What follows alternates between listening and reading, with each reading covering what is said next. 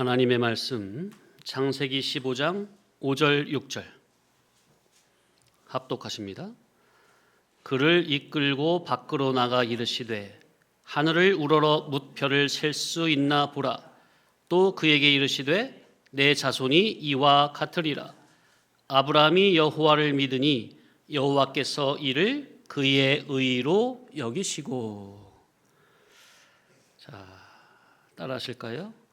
믿음의 본질. 아브라함의 믿음과 그리스도의 의.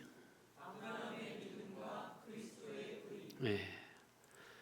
자, 15장 전체 줄거리를 말씀드리면 두려워하는 아브라함에게 하나님께서 언약의 말씀을 주시고 아브라함이 그 언약을 믿으니 그것을 그의 의로 여기십니다.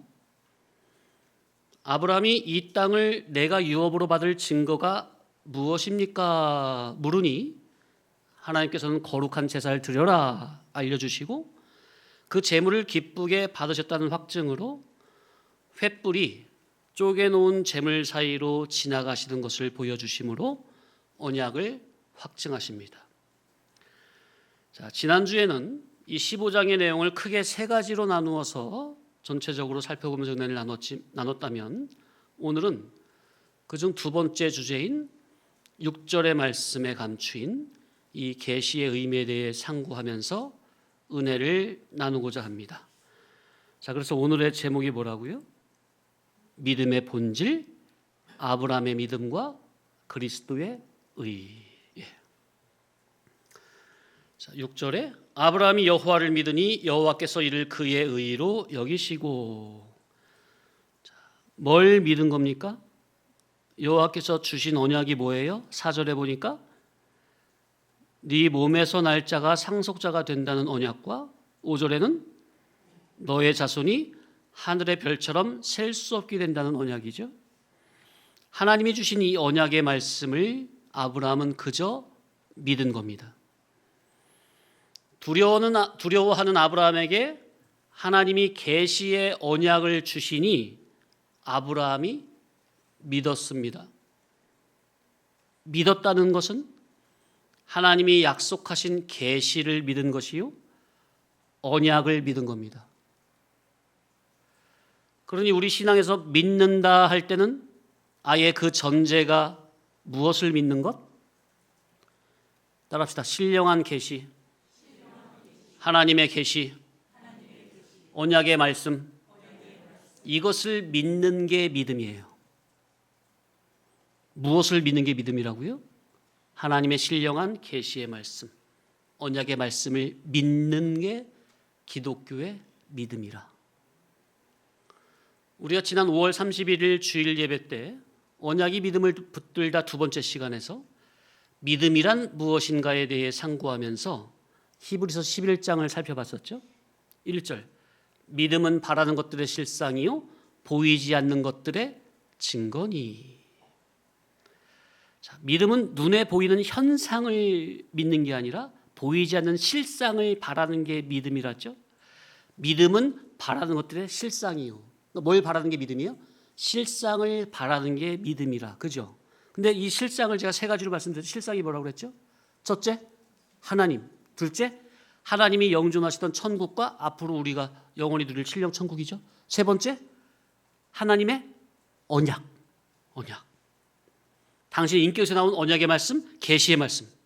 이 세 가지가 영원히 요동되지 않는 실상이라. 자, 그러니까 믿음은 눈에 보이는 현상의 것이 아닌, 이 세상에 속한 것이 아닌 실상을 바라는 게 믿음인데, 실상은 바로 하나님과 천국, 그분의 언약의 말씀, 계시의 말씀. 그러니까 믿음은 하나님의 언약과 계시를 믿는 것이 믿음이라. 아멘. 믿음은 뭘 믿는 거? 하나님의 언약과 계시를 믿는 것이 믿음이라. 6절 본절에서 아브라함이 뭘 믿으니 하나님이 그것을 그의 의로 여겨주셨다고요? 따라합시다. 여호와의 언약, 신령한 계시, 이걸 믿으니 하나님이 이것을 그의 의로 여기셨다. 정확하죠? 이치가? 하나님은 우리의 무엇을 보고 의롭다고 칭찬하신다고요? 우리의 종교적 행함의 열심이나 열정이나 도덕적 선행이나 그런 열심이 아닌 바로 당신의 신실한 인격에서 나온 언약의 말씀, 계시의 말씀을 그저 받아들이는 것을, 그 믿음을 의롭다고 여기시고 칭찬하신다는 거. 아멘. 이야, 이거 하나님의 함께 인정받기, 칭찬받기가 얼마나 쉬운지. 뭘 억만제사를 갖고 와라, 충성봉사를 어떻게 해라, 예배당 몇 개를 적어라, 그런 게 아니라 누구라도 할 수 있는 거. 그저 당신이 주시는 언약의 말씀, 계시의 말씀을 그저 아멘으로 받아들이는 믿음. 이야, 이거 뭐 거의 이 정도면 거의 거저 아닙니까? 하나님은 그것을 의롭게 보신다는, 우리의 의로 여겨주신다는 것. 우리가 다른 믿음은 없어도 하나님의 계시 말씀, 언약의 말씀 그대로 받아들이시 바랍니다. 그럼 하나님은 그것을 의롭게 보신다는 거예요. 이제 그러면 왜 그것을 의롭게 여겨주시느냐? 오늘은 그거에 대해서 세밀하게 파고 들어가려고 하는 거예요. 물론 몇 년 전에 수예배 때 여러 번 말씀드린 적이 있었죠. 자, 그래서 저는 성도님들이 내가 주님을 위해서 무엇을 이것저것을 하려고 하지 말고 일단은 주님께서 나에게 무엇을 원하시는가, 여기에 초점을 맞추시라 하는 거예요. 그러니 어떻게 해야 돼요? 하나님이 나에게 무엇을 원하시는지 알려면 어떻게 해야 돼요? 예배 시간에 선포되는 나를 향하신 하나님의 뜻인 진리를 잘 배우고 깨닫는 데 집중을 해야 합니까? 그래서 진리를 잘 깨달아서 일단 하나님과 의사 단일부터 이루어져야 합니다. 따라합시다. 하나님과 의사 단일. 네. 의사 단일이란 말은 하나님과 내 뜻이 하나가 되고 하나님과 내 판단이 하나로 일치하고 하나님과 나의 목적이 하나가 되고 하나님과 나의 가치관이 하나가 되는 것을 의미합니다. 자, 그런데 하나님과 내 뜻, 판단, 목적, 가치관이 하나가 되는데 내 것으로 하나가 되는 겁니까? 하나님의 것으로 하나가 되는 걸 말하는 겁니까? 예, 이게 의사단일이에요. 내 것은 아무리 좋다고 해도 내려놓고 하나님의 것으로 맞춰가는 거. 이게 따라합시다. 하나님과 의사단일. 그러니 이렇게 하나님과 의사단일이 되려면 그 전제가 기존에 내가 수십 평생 살아오면서 내가 옳다고 붙잡았던 것, 여겼던 것, 그러한 내 생각, 내 스타일, 내 주관성, 내 자존심, 내 경험은 일단 아무리 좋다 해도 다 어떻게 하고 내려놓고 하나님께서 나에게 새롭게 주시고자 하시는 것을 그저 100% 온 맘 다해 받아들이겠다는 이 마음이 중요합니다. 주님을 인격적으로 만나면 이 진리 복음의 가치를 알게 되면 기존의 자기 것은 아무리 좋은 거라고 해도 그거는 아래서 나고 육에서 난 죄성임이 저절로 깨달아져요. 근데 성도님들이 제가 누누이 자기 부인을 해야 된다고 말씀드리는데 왜 자기 부인이 안 되고 아직 자기 주관성이 팽팽하게 살아있는 거죠? 아직 내 것은 아래서 나고 육에서 난 죄성, 육성이라는 것이 이게 실감나게 아직 느껴지지 않아서 그래요. 내 것도 가치가 어느 정도 있다, 이런 생각이 드니까 내 걸 못 내려놓는 거야. 근데 주님의 복음을 통해서 주님을 영적 인격적으로 만난 경험이 있으면요, 하나님의 신성이 느껴지잖아요. 그 앞에 거룩하고 깨끗한 건 아무것도 없어요. 오직 주님밖에, 주님의 복음밖에. 내 것, 다 그냥 배설물처럼 아무렇지도 않게 하찮게 여기 다 버려버리는 거예요. 반대로 주님을 인격적으로 만나지 못하고 진리의 말씀을 들어도 이 진리의 가치를 잘 모르면 종교 생활은 한다고 해도 여적 기존의 자아가 주인이고 주격이고 자기의 자존심이 생명이요, 내 스타일을 고수하는 게 중요한 옛사람 중심이라는 거예요. 아직. 자, 우리는 기존에 나는 예수님의 십자가 못 박아 죽었을 때 어떻게 하라고요? 예수 그리스도의 십자가에 함께 못 박아 죽었습니까? 또 그렇게 여기라고 했습니까? 예수님의 부활하심과 함께 우리의 새 사람이 살아났습니까? 이제는 옛사람으로 살아야 돼요? 새사람으로 살아야 돼요? 새사람 중심으로 살아야죠. 그게 그리스도인이에요. 우리의 구속주 예수님은 저와 여러분의 모든 죄를, 곧 나의 과거의 죄, 현재 짓는 죄, 앞으로 미래에 지을 모든 죄값을 십자가에서 다 사망으로 치르셨으니, 죄의 값은 뭐라고요?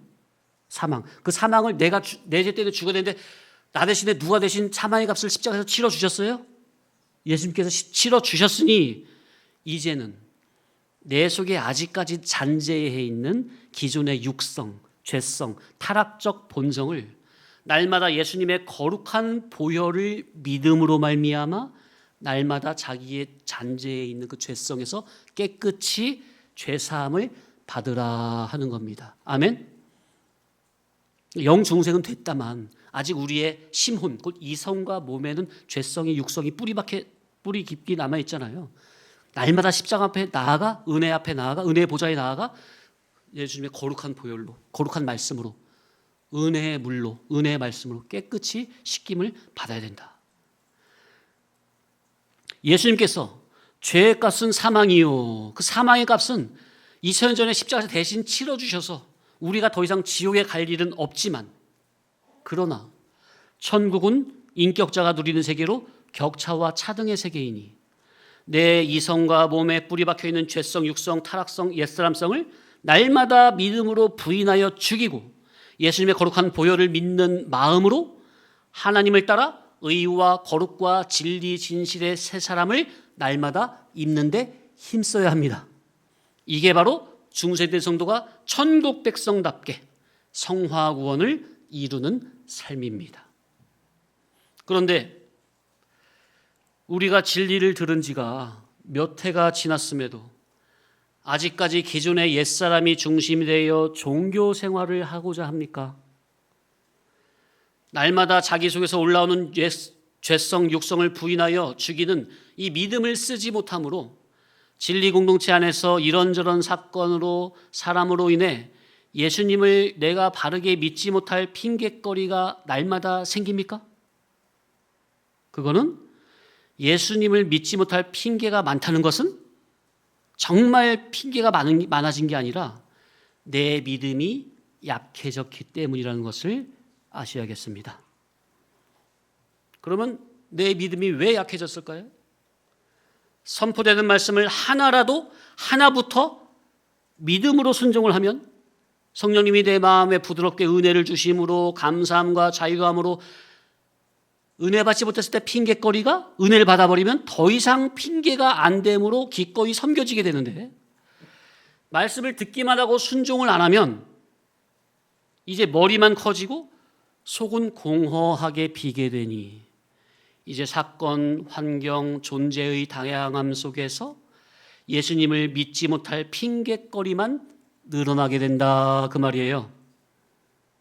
성도님들, 그런 연약함 가운데 있는 나와 내 주변 지체를 발견하시고 하루빨리 예수님의 십자가 밑으로 나아가 은혜를 구하시기 바랍니다.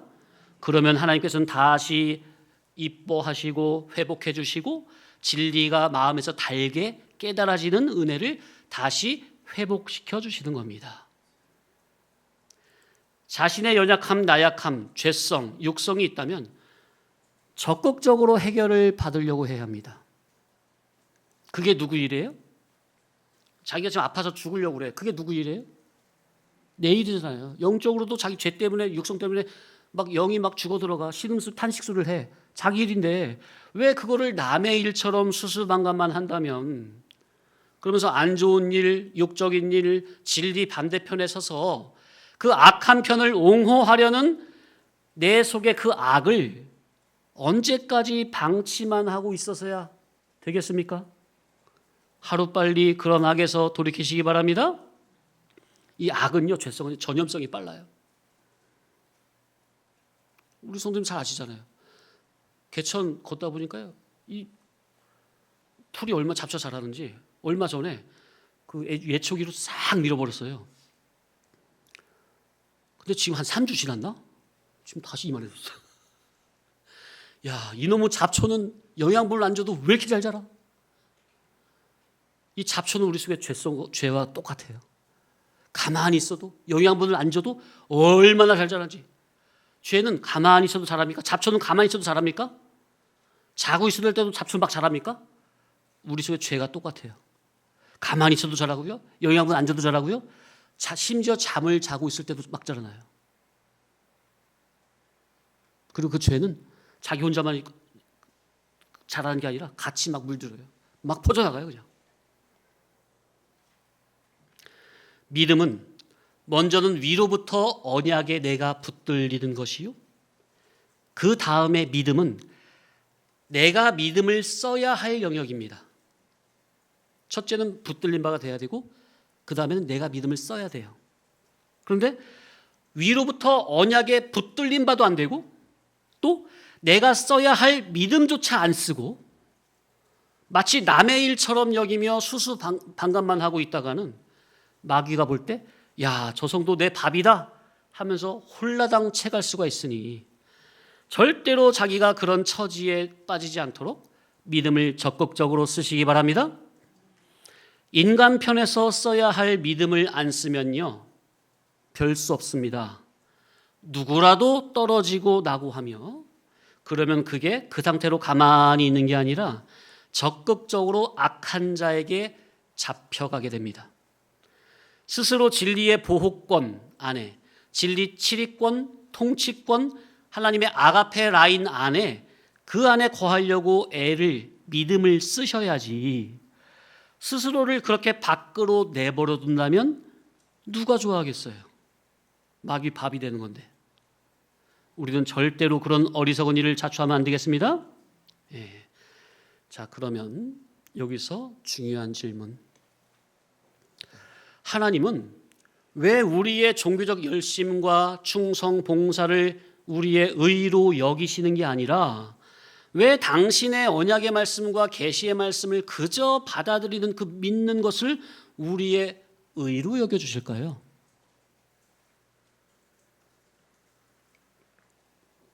왜 그러시지? 궁금하지 않으세요?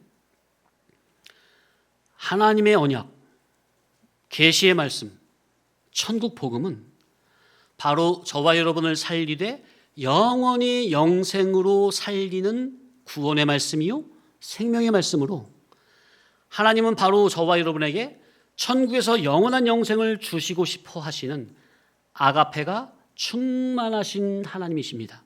맞죠?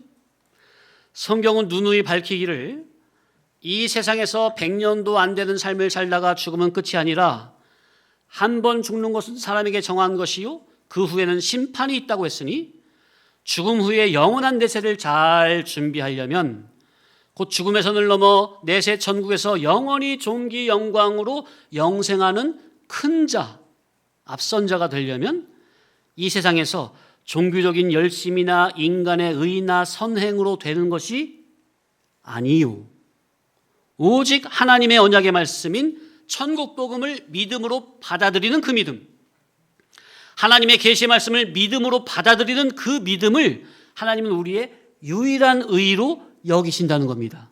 왜요? 왜? 그 언약이 누구의 말씀이니까? 하나님의 말씀이니까. 계시의 말씀이요, 그 천국 복음이 바로 누구의 말씀이에요? 따라합시다. 그리스도의 말씀. 이제 기억이 좀 나시죠? 하나님께서 인정하시는 의는 오직 누구의 의밖에 없습니까? 네, 따라합시다. 그리스도의 의. 인간은 첫사람 아담의 범죄로 모두 다 죄 아래 놓이게 돼요. 하나님이 보실 때 의인은 없나니 하나도 없고 선을 행하는 자도 하나도 없느니라. 분명합니까? 그런데 완전한 하나님이요 완전한 사람이신 예수 그리스도의 의는 하나님의 지공법과 지성법을 100% 충족시키는 유일하고 완벽한 의입니다. 그런데 우리가 하나님의 말씀, 계시의 말씀, 천국 복음인 로고스 그리스도의 의를, 그분의 복음을 믿음으로 받아들인다면 하나님께서는 그것을 우리의 의로 여겨주신다는 거예요. 왜? 그리스도의 언약의 말씀이라야, 그리스도의 계시의 말씀이라야 나를 인간 창조의 목적대로 재창조가 되는 것이요, 그리스도의 언약의 말씀이라야 나를 천국을 누리고 다스리고 합당하기에 통치하기에 합당한 하나님을 닮은 온전자로 성화 성장 구원이 되기 때문입니다. 누구의 의라야? 그리스도의 의라야. 누구의 언약이라야? 그리스도의 언약이라. 누구의 말씀이라야? 그리스도의 말씀이라야. 그래서 하나님께서 우리 인간을 보실 때 유일하게 의로 여기시는 것은 내가 나름대로 뭐 종교적으로 열심히 하고 하나님을 위해서 뭐 영광을 돌려드리고 그런 의행선행이 아니라, 첫째는 하나님 당신이 우리의 구속주로 보내주신 유일한 구세주요 하나님의 맏아들 예수 그리스도를 믿는 믿음을 우리의 의로 여기시는 것이며, 아멘? 분명합니까? 기독교의 복음이죠. 둘째, 하나님의 언약의 말씀, 계시의 말씀, 예수 그리스도의 천국 복음을 그저 아멘으로 믿음으로 전심으로 받아들이는 것을 우리의 의로 여기시는 겁니다. 그러니 한마디로 따라합시다. 오직 예수, 오직 말씀, 오직 믿음, 이거밖에 없는 거예요. 그런데 본문의 아브라함이 바로 어떤 믿음? 이 믿음이라는 거예요. 그러니 성경이 말하는 믿음은 단순히 이 세상에 눈에 보이는 것을 믿는 것과는 전혀 질이 다른 거예요. 자, 세상에서는 뭘 믿는 겁니까? 보이는 걸 믿고 손에 잡힌 증거를 믿는 거죠. 그죠? 또 자기가 경험한 것을 믿지 않습니까? 손님들, 세상에서 무슨 목돈이 필요하면 어디 가죠? 은행에 가잖아요. 가가지고 무작정 나 못 믿어? 나 믿고 돈 빌려줘 하면 거기서 어떻게 생각할까요? 저 사람 좀 이상한 사람 같다고 생각하지 않겠어요? 은행에서 그 사람의 뭘 보고 돈을 빌려줍니까? 뭘 믿고? 그러니까 평소 내 신용이 어떠한지 알아보고 또 담보가 있어야 그걸 토대로 빌려주는 거 아닙니까? 사람끼리도 내 눈으로 통장 잔고를 확인해야 상대를 믿어주지 않습니까? 얼마 전 사모하고 식당 가서 점심을 먹는데 옆에 아주머니 친구들끼리 막 대화하는데 얼마나 시끄럽게 대화하는지. 근데 한 아줌마가 나는 내 통장에 찍힌 돈만 믿어 그러더라고요. 아마 주식을 하는 것 같아요. 뭐 주식 얘기를 하는 중에 그 말을 하더라고요. 나는 내 통장에 찍힌 돈만 믿는데요. 그래서 세상이 말하는 믿음은 철저히 인간의 경험과 지식 안에서만 움직입니다. 그러나 성경에서 말하는 믿음은 그렇지 않습니다. 아브라함 같은 경우는 아직 아들이 한 명도 없고 몸은 점점 늙어가는데 하나님의 네 자손이 하늘의 별처럼 많아지리라. 이건 도저히 상식적으로 계산이 안 되는 하늘의 실상을 받아들이는 것을 말하는 것으로, 곧 인간의 경험이나 지식에서 발현된 것을 토대로 믿으라는 게 아닙니다. 그런데 일반적으로 그런 걸 믿으라는 게 말이 됩니까? 일반적으로 아브라함이 그런 말이 일반적으로 말이 돼요? 안 돼요? 말이 안 되잖아요. 그러니 그게 무슨 말이에요? 하나님의 계시와 언약의 말씀은 애당초 인간 나의 지식과 기존의 경험으로는 안 믿어지는 게 당연한 거라는 거예요. 지금 잘 따라오셔야 돼요, 말의 논리를. 성경이 말하는 믿음은 인간의 지식과 경험으로는 안 믿어지는 것이기에 오직 성령님의 감동 감화가 있어야만 하나님의 계시가 믿어지는 신령한 이러한 믿음을 말하는 거예요. 인간에게서 발현된 그런 믿음이 아니라 위로부터 내려온 믿음이라야만 믿어진다는 거예요. 성경이 말하는 믿음은 선악과 따먹고 타락한 쇳덩어리 인간은 이 세상에서 경험할 수 없고 경험한 적이 없는, 곧 인간의 물질 개념의 지식이나 인본주의 사고로는 도무지 알 수 없고 헤아릴 수 없는, 곧 보이는 현상에 속한 것이 아닌 보이지 않는 실상에 속한 것, 하늘에 속한 것, 영혼에 속한 것을 바라는 것을 참 믿음이라고 하는 거예요.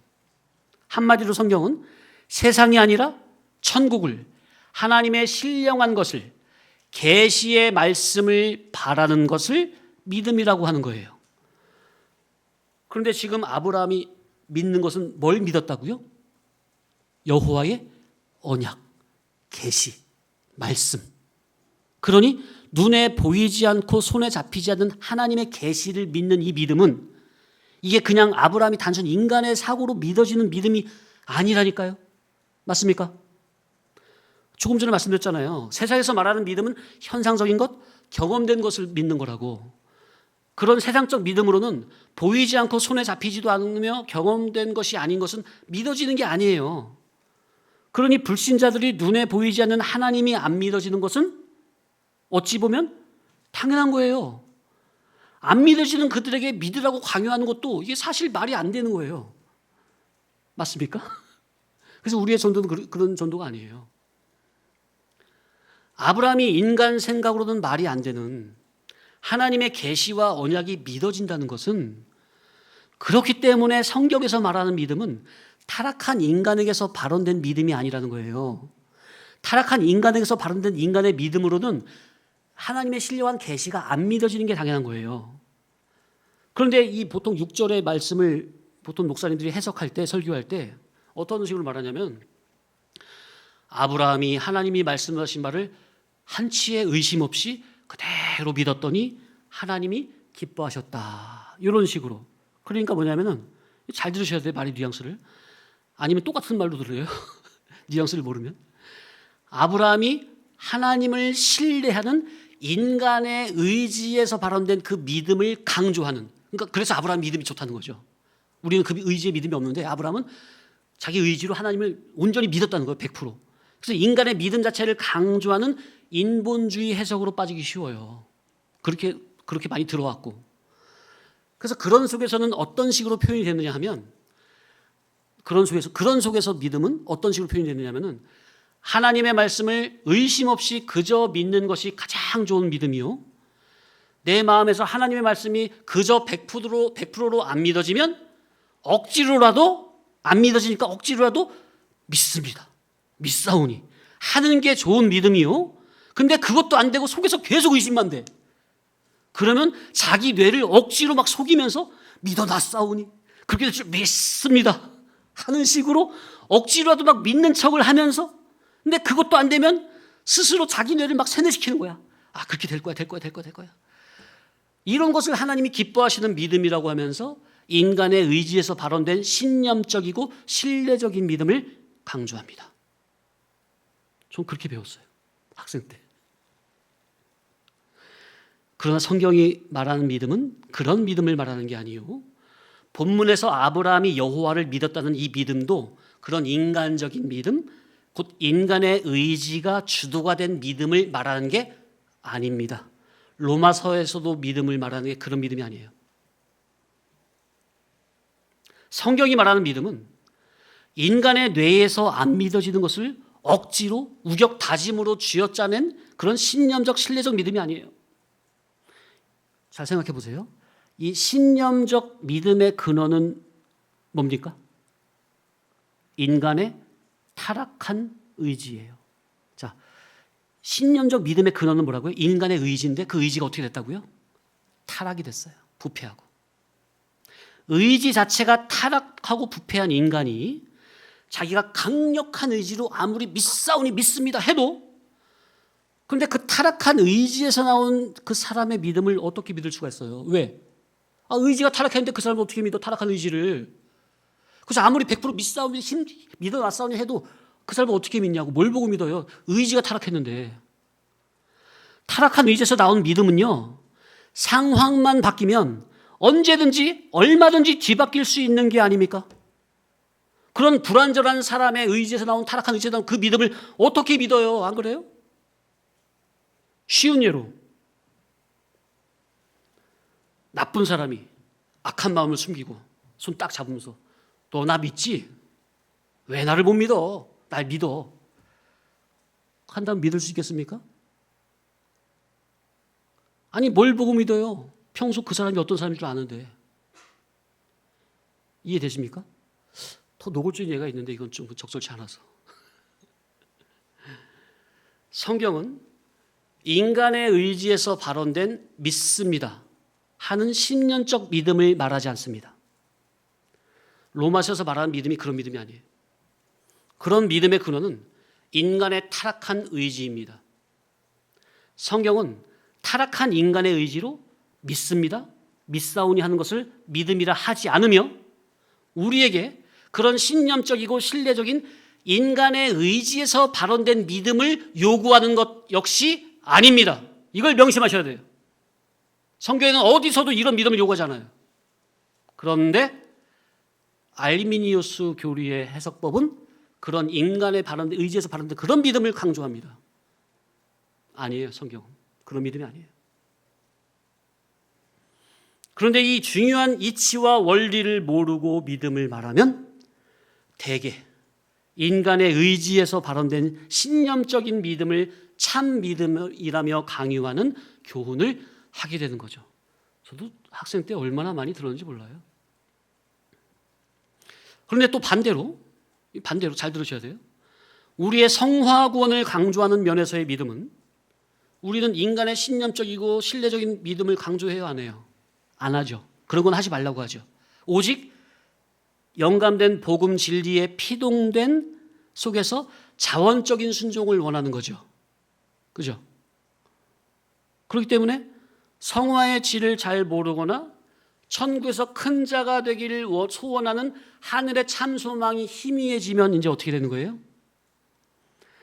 바른 믿음의 질도 잘 모르고 그리고 일반적인 종교적 열심도 잘못됐다고 안 하니 그러면 결국 이것도 안 하고 저것도 안 하게 되는 얼치기 신앙이 될 수가 있어요. 아, 우리 목사님은 충성무사 별로 안 좋아하셔. 아예 내가 언제 뭐 안 좋아해요. 그 우선으로 하지 말라는 거지. 근데 안 좋아하셔 이렇게 딱 해버리고 그러면 적극적으로 말씀 깨닫 들어가야 되는데 이것도 그냥 대충 하는 거야. 그러면 이것도 아니고 저것도 아니고 하면서 어떻게 뭐 하는 거예요? 이제 교만해져서 이제 판단만 하는 거예요. 말만 옮기고. 우리 성도님들은 이런 함정에 빠지지 않도록 스스로를 잘 돌아보시기 바랍니다. 진리의 말씀에 붙잡힌 은혜 안에 있는 성도님들은 이럴 수가 없는데 그런데 말씀을 들으면서도 적극적으로 말씀 안으로 들어오지 않으면 사탄 마귀는 바로 그런 자기를 새가 먹이를 낚아채듯 항상 노리고 있다는 것을 알고 얼른 은혜 안으로 언약 안으로 들어오는 진짜 믿음을 쓰시기 바랍니다. 자, 그러니 본문에서 아브라함이 여호와를 믿었다는 것은 그분의 인격에서 나온 계시를 언약을 믿었다는 것이요. 곧 눈에 보이지 않고 손에 잡히지 않는 하나님의 계시를 그 믿는 믿음은 이게 인간의 의지로 믿어지는 거라고요. 그걸로는 안 믿어지는 거라고요. 그러니까 오직 무엇이라야 하나님의 계시가 그저 믿어져요? 따라합시다. 성령님의 감동 감화라야. 그래야 눈에 보이지 않는 계시가 그저 아멘으로 받아들여지는 것이요. 또 오직 성령님의 감동 감화라야 도무지 믿을 수 없는 인간의 생각을 믿을 수 없는 하나님의 언약이 참꿈이 실상이 믿어지는 거예요. 쉬운 예로 불신자들에게 천지 만물을 창조하신 조물주가 계십니다. 사람은 죽으면 끝이 아니라 영원한 세계가 기다리고 있습니다. 나의 죄를 위해 십자가에 돌아가시고 3일 만에 부활하신 예수님이 나와 당신의 구세주이십니다. 예수님을 믿으십시오. 한다면 그들이 이 기본 진리 복음이 믿어집니까? 인간의 인본주의 사고로는 절대로 믿어지는 게 아니라니까요. 하나님의 말씀은 영의 말씀이기 때문에 마찬가지. 이 진리 복음은요, 하나님의 언약은, 계시는, 천국 복음은 성령님의 감동 감화가 와야만이 이러한 복음이, 진리가, 계시가 믿어지는 거예요. 그러니 아브라함이 하나님께서 너의 자손이 하늘의 별과 같이 되리라. 이 하나님의 계시의 말씀, 언약이 믿어졌다는 것은 여기에는 반드시 성령님의 감동 감화가 동반된 것이라는 것. 왜? 원래 믿음은 영의 영역이요 신령한 영역이라서 타락한 인간의 이성과 의지로는 믿어지는 게 아니라는 것. 신의 영역, 영의 영역, 믿음의 영역은 하나님의 말씀, 천국 복음이요 계시와 진리의 말씀은 반드시 성령님의 감동 감화가 동반되어야만 믿어진다는 것. 아멘. 이 자리에 똑같이 앉아서 같은 말씀을 듣는다 해도 이 진리의 말씀이 다 같이 은혜가 되는 게 아니에요. 누구는 은혜의 세계로 아멘으로 깊이 들어가는데 누구에게는 얕게만 느껴지고 누구에게는 전혀 못 알아듣고 다 튕겨낼 수도 있어요. 왜요? 하나님의 진리의 복음 계시의 말씀은 신의 영역이요, 영의 영역이요, 믿음의 영역이기 때문입니다. 그래서 육신에 속한 자에게는 신령한 일이, 영에 속한 일이 미련하게 보인다고 사도 바울도 고린도 교회에서 말을 했죠. 그래서 아브라함이 하나님의 계시와 언약이 믿어졌다는 것은 곧 성령님의 감화 감동이 동반된 것이요, 그러니 그리스도가 동반된 믿음이라고 하는 겁니다. 그러니 아브라함이 하나님의 언약을 믿는 이 믿음 속에는 이미 성부 하나님의 언약과 성자 그리스도의 계시 그리고 성령님의 감동 감화, 곧 성삼위 하나님의 역사가 이 짧은 사건 속에서 유기적으로 일하고 계신다는 거예요. 그러니 성경이 말하는 참 믿음은, 우리에게도 적용된 참 믿음은 성부 하나님의 언약과 성자 그리스도의 계시의 말씀과 성령님의 감동 감화가 유기적으로 동반된 것을 말하는 것이지, 그건 없고 그냥 인간의 타락한 의지에서 발현된 믿사오니 믿습니다, 믿어놨사오니 이런 거와 같은 신념적이고 신뢰적인 믿음을 참 믿음이라 하지 않는다는 것을 우리는 절대 유의해야 되겠습니다. 그런데 오늘날 교회들이 이 믿음에 대해서 상당히 오해를 하고 있습니다. 이 믿음에 대한 오해가 바른 진리로 재해석이 되지 않는다면 믿음 생활을 한다고 하는데 평생을 잘못된 믿음 생활을 할 수밖에 없습니다. 본인의 의도와는 상관없이, 또 목회자의 의도와는 전혀 상관없이 믿음에 대한 성경적인 바른 정의를 내리지 못하고 신앙을 하면 평생을 거짓과 비진리 복음에 속아 잘못된 신앙생활, 믿음 생활을 할 수밖에 없게 되고, 그러면 천국의 영광과 존귀를 준비하는 이 성화구원은 영원히 실패할 수밖에 없게 된다는 이러한 안타까운 현실에 처한 교회들이 너무나도 많다는 것이 정말로 비극적인 현실입니다. 잠시 쉬었다가, 언약이 믿어졌다는 것은 성령님의 감동 감화가 동반된 것이요, 그러니 그리스도가 동반된 믿음이라고 했는데, 앞서는 성령님의 감동 감화가 되어야 하나님의 계시의 말씀이 믿어진다는 것을 말씀드렸고, 자, 그러면 목사님은 아브라함이 하나님의 계시의 언약이 믿어진 것을 왜 그리스도가 동반된 믿음이라고까지 말을 하는 것이냐?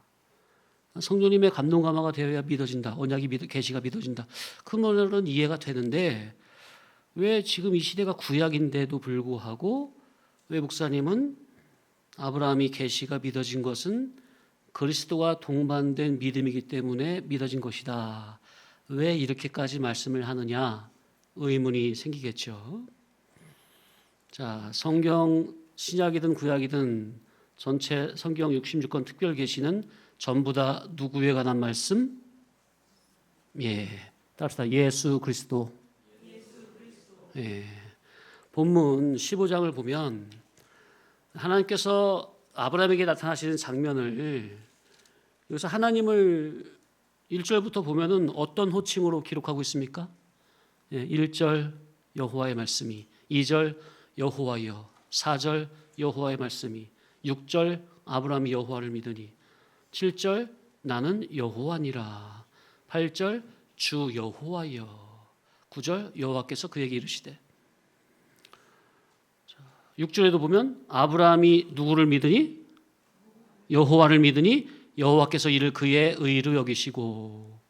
자, 아브라함이 여호와의 뭘 믿은 거라고요? 언약, 계시.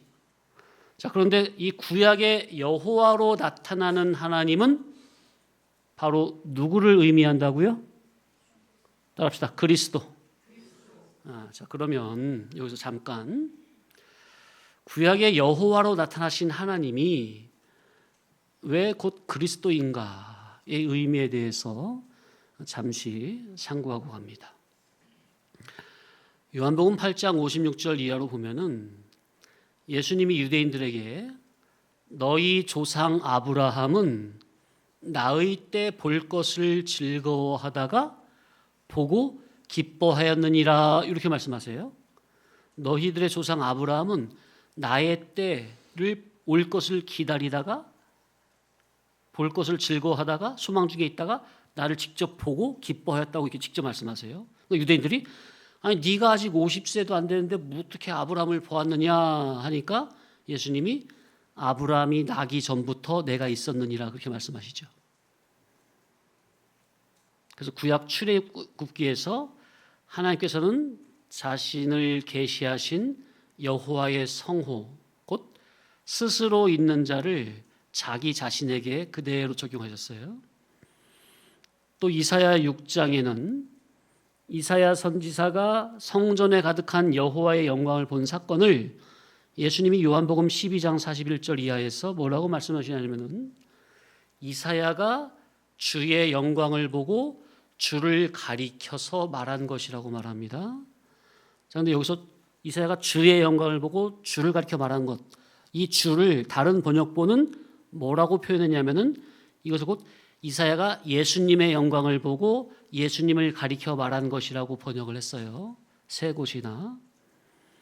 그러니 이사야가 구약 때 성전에 가득한 그 여호와의 영광, 그것이 곧 누구시라는 거예요? 그리스도 예수시라는 겁니다. 또 사도 바울은 고린도전서 10장 4절에 과거 이스라엘 백성이 출애굽해가지고 광야에서 40년 동안 신령한 반석을 통하여 물을 마셨는데 그 반석은 곧 누구라고 말을 합니까? 그리스도시다 이렇게 말씀하시죠. 그리스도라고.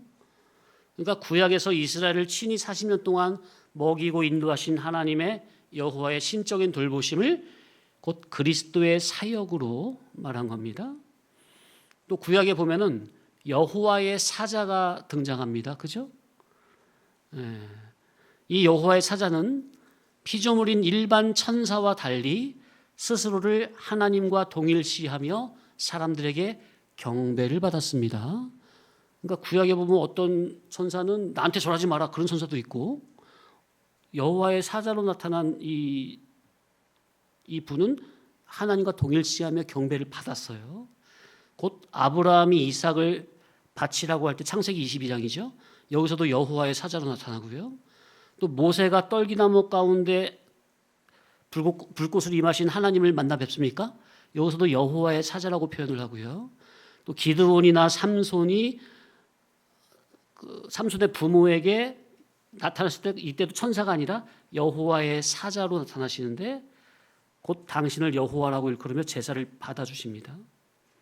자, 그래서 구약의 여호와의 사자는 성부 하나님의 보내심을 받아 구약 백성에게 가시적으로 나타나신 성육신 이전의 성자 하나님 곧 그리스도로 보는 겁니다. 그래서 구약의 가시적 인격적인 형태로 나타나 구속의 역사를 이끌어 가신 하나님은 곧 성육신 이전의 성자 그리스도라. 아멘. 따라서 성육신 이전의 성자 그리스도. 그러니까 구약과 신약은 단절된 게 아니라 오직 예수 그리스도라는 한 분을 중심으로 관통하고 있는 구속사적 성경 해석이라는 거. 자, 그리고 여러 번 말씀드렸지만은 다윗의 시편을 가만히 읽어보세요. 얼마나 아름답고 인격적으로 깊은 기도인지요. 정말 멋있어요. 다윗이 거기서 여호와여 하면서 그 기도를 드리는 그 장면을 보면 얼마나 친밀하게 사랑스럽게 기도를 하는지. 그 여호와라는 단어에 그리스도 예수를 넣어보세요. 예수님을 넣어보세요. 영적 인격적으로 정확합니다. 구약의 여호와는 곧 인간의 몸을 입고 오시기 전에 예수 그리스도라. 아멘. 그러므로 아브라함은 이미 예수님 오시기 몇천 년 전에 이미 이때 누구를 믿은 거예요? 예수님을 믿은 거예요. 그러니 아브라함이 여호와의 언약을 믿었다는 것은 곧 그리스도의 언약, 그리스도의 말씀, 그리스도의 계시를 믿었다는 거예요. 그러니까 여기에는 성령님의 감동 감화가 동반된 거죠. 왜? 이거는 인간의 생각으로는 믿을 수 없는 거니까. 성령님의 감동 감화가 됐기 때문에 그것이 믿어진 것이요. 그래서 그것을 곧 따릅시다. 그리스도가 동반된 믿음. 예, 이렇게 말을 하는 거예요. 그러니 아브라함의 믿음 그 안에는 그리스도가 계시적으로 들어있는 믿음이다. 그렇기 때문에 여호와께서 이를 그의 의로 여기시고 이렇게 말씀을 하신 거예요. 자, 여호와께서 당신의 언약을 믿는 아브라함을 왜 그의 의로 여기셨다고요? 아브라함 속에 누가? 그리스도가 계시적으로 들어있는 속에서 그리스도와 그분의 언약을 믿었기에 하나님이 그 믿음을 의로 여기신 거라고요. 아브라함 믿음 그 안에 누가 들어있다? 예? 그리스도가. 그리스도는 누구예요? 구원자죠. 구원자. 그러니 아브라함의 믿음은 구원을 주도하시는 그리스도가 들어있는 믿음이라고요.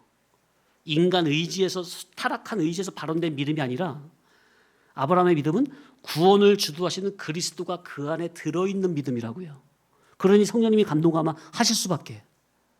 그러니 여호와께서 이를 그의 의로 여기시고 하실 수밖에. 왜요? 아브라함이 뭘 붙들었으니까? 자기의 의가 아니라 인간의 유일한 구속주요 구원자인 그리스도를 믿음으로 붙들었으니 하나님이 보실 때는 의로 인정하실 수밖에. 아멘? 하나님이 인간의 유일한 구원자요 구속주로 보내신 이가 누구예요? 예? 그리스도. 그런데 아브라함은 이미 그리스도를 믿음으로 붙들었으니 하나님이 보실 때 유일한 의를 아브라함이 믿음으로 붙잡았으니 그것을 그의 의로 여기시는 게 당연한 거라. 자, 예전에도 계속 말씀드렸죠. 이 세상에서 하나님 앞에서 유일한 의는 오직 누구의 의밖에 없어요? 그리스도의 의밖에 없는 거예요. 그리스도의 의 외에 그 어떤 사람의 의도 하나님 앞에 인정되지 못합니다. 그런데 여호와께서는 아브라함의 믿음을 의로 여기셨어요. 왜? 아브라함이 믿는 그 믿음이 뭘 믿는 믿음이니까? 그리스도, 그리고 그분의 언약, 계시를 믿는 믿음이니까. 믿음은 실상을 붙잡는 게 믿음이라고 그랬죠. 실상이 뭐라고요? 성삼위 하나님, 천국, 그분의 언약, 계시. 지금 이치가 딱딱 떨어지잖아요, 앞뒤로. 그러니까 하나님이 인정을 하실 수밖에 없는 거죠. 아브라함이 유일한, 하나님이 인정하신 유일한 그리스도의 의를, 언약을 붙드는 믿음이니까. 아멘. 그러면 하나님께서도 저와 여러분을 보실 때도 어떤 믿음을 의로 인정하시는지 답은 나오는 거죠? 성도님들, 절대 자기 인간 행위의 의를 의지하지 마세요. 절대 금물입니다. 절대 금물이에요. 그러니 믿음은 뭐냐? 여호와께서 주신, 그리스도께서 주신 계시의 언약을 그대로 받아들이는 거예요. 그대로 수락하는 거예요. 그대로 믿는 거예요. 믿는다는 것은 받아들인다는 겁니까? 네, 받아들이는 거예요. 그러니 하나님이 인정하시는 믿음은 여호와께서 곧 그리스도께서 주신 계시의 말씀을 그대로 받아들이는 것이다. 오늘날 많은 교회 교인들이 자기의 종교적인 열심과 종교적인 체면을 자기의 의로 착각하며 종교 생활을 열심히 합니다. 혹 이 자리에 계신 성도님들은 교회당 내에서 이런저런 봉사하는 것을 내 의로 하고 있지는 않으십니까? 내가 할 수 있는 유일한 자랑거리라고 생각하며 자기 만족을 위해서 충성 봉사를 하고 있지는 않으십니까? 누구보다 더 칭찬 듣기 위해서, 누구보다 더 잘한다는 말을 듣기 위해서 내 의와 자랑을 위해서 충성하고 계시지 않으십니까? 하나님 앞에서 감사한 마음으로 겸손히 수종드는 자세로 하시는 겁니까? 아니면 은연중에 내가 했다는 자랑이나 그런 자랑까지는 아니지만 그래도 사람한테 인정받고 칭찬받고 드러나고 싶은 마음이 조금이라도 있는 겁니까? 만약 그런 마음이 조금이라도 있다면 그거는 은혜를 받고 겸손히 섬기고자 하는, 은혜 받고자 하는 수은자의 자세입니까? 받을 수, 은혜, 수은자, 겸손한 자세 이거입니까? 아니면 내가 하나님의 일을 돕겠다는 베풀시, 은혜은, 시은자의 교만한 자세입니까? 시은성은 교만성입니다. 하나님은 그런 활동, 충성, 봉사 이전에 내 안에 내가 지금 그리스도의 언약에 붙들려 있는가를 먼저 보십니다. 내 안에 그리스도의 언약을 붙든 그 믿음이 있나 없나를 먼저 보시는 분이십니다. 내가 하나님의 언약을 붙들었나를 보시는 분입니다. 내가 하나님의 언약에 붙들린 바가 됐는가를 보시는 분입니다. 그런데 이걸 놓치고 아무리 내가 열심히 충성 봉사한다 해도 하나님께서 기뻐 받으시는 봉사는 아닙니다. 자, 예를 들어서 예수님께서 사랑하는 마르다, 마리아, 나사로 집에 자주 들러서 3남매죠. 하루는 예수께서 그들의 집에 들어가셨는데 동생 마리아는 예수님의 발 앞에 그냥 딱 앉아가지고 예수님의 입에서 떨어지던 말씀을 그저 아멘, 아멘으로 잘 받아 먹는데 언니인 마르다는 예수님을 집에 보셨으니 예수님을 대접해야 되겠다는 생각이 들어가지고 부엌에서 분주합니다. 그러다가 마리아를 딱 보니까 자기는 바빠 죽겠는데 동생 마리아는 예수님 앞에서 그냥 아멘, 아멘 하면서 그냥 말씀을 잘 받아 먹고 있거든. 그 얼마나 얄미워. 심통이 나가지고 예수님 마리아를 명해서 얼른 나를 돕게 해주세요 하니까 예수님이 뭐라고 하십니까? 마르다야, 마르다야, 네가 많은 일로 분주하다마는 그러나 한 가지만이라도 족하니라. 마리아는 이 좋은 편을 택하였으니 빼앗기지 아니하리라.